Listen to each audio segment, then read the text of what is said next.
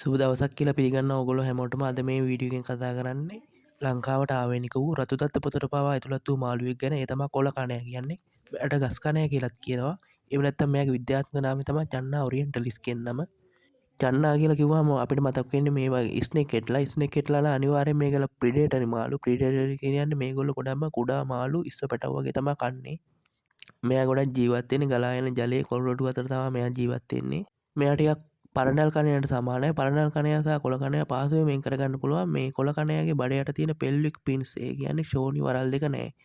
මෙයාගේ පිරිමි සතා ගත්තාම ගොඩක්ම ඇග්‍රෙසිව් මාළුවෙක්. ඒ වගේම ලංකාවේ කණයි වර්ග තුන වන මඩ කණයා, පරණල් කණයා සහ කොළ කණයා කියන තුන අතරින් කුඩාම කණයි විශේෂය තමයි මේ කොළ කණයා කියන්නේ. ඉතින් ස්නේක් හෙඩ් ඇති කරන රැල්ලට මෙයාත් අහු වෙලා තියෙනවා. ගොඩක් අය මේගොල්ලෝගෙන් ඇති කරනවා. මේක වැරදි වැඩක්. මේක ඇති කිරීම නීති විරෝධී වැඩක්.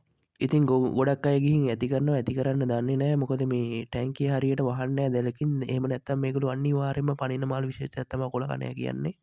ඉතින් වාසස්ථාන අහිමිම කෘමිනාශක භාවිතයෙන් හින්දා අද වන විට ශීඝ්‍රයෙන්ම වඳ වෙලා යන මාළුවෙක් 2050 වන විට ලංකාවෙන් සම්පූර්ණයෙන් වඳ වෙලා යනවා කියලා එස්ටිමේට් කරලා තියෙනවා මේ කොළ කණයා කියන මාළුව.